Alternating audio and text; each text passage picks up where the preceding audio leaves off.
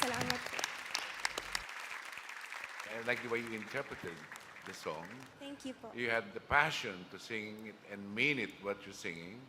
So, bihira kami makadinig ng ganyang kanta. So, I really, truly appreciate that once in a while, we have a gem like Francis Yes po. to do a number like this. Thank you very We're much. so proud po. of you. Thank Okay. you very, very much po. It matters po.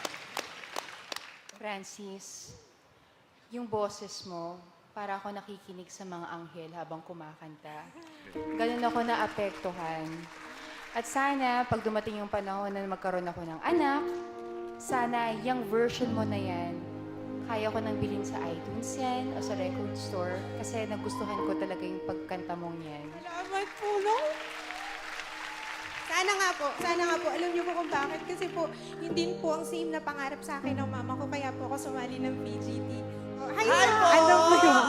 Ay, ang saya ng moment na Hi, Ma! nakakanta Hi, ko siya. Ma, hello po. Kamusta po kayo, nanay? Mabuti po, Miss Vice. Ano pong nararamdaman niyo habang kumakanta po yung anak ninyo ng ugoy ng duyan? Sinasabayan ko siya pagkanta. Kasi yan talagang pampatulog ko sa mga anak ko. Baka naman pwedeng marinig din po namin kayo.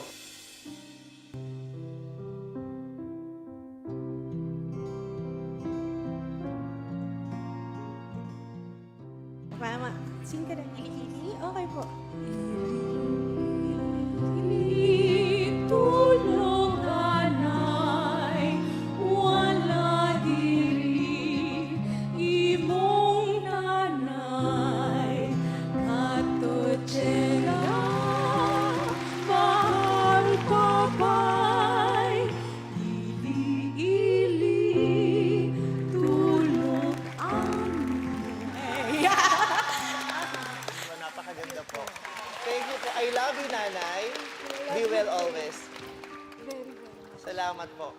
Ayan, nakakatuwa. Alam mo, nakakaingit ka. Isa ka sa pinakamapalad na nilalang sa buong mundo dahil wala nang pinakamapalad na anak, kundi yung anak na may pagkakataong marinig ang tinig ng kanyang ina. Totoo po yun. Lalo pat nagsasama yung tinig nyo, nagsasamang kumakanta, napakapalad po. Salamat po. Totoo po. Ang saya, ang saya. Binuhay mo ang aming pagka-Pilipino ngayong gabing ito. At higit sa lahat, yung pag-ibig namin sa aming mga nanay ay talagang namamayapag sa mga oras na ito. Maraming salamat. Maraming salamat po. Sabay-sabay na lang kaming boboto. Yes!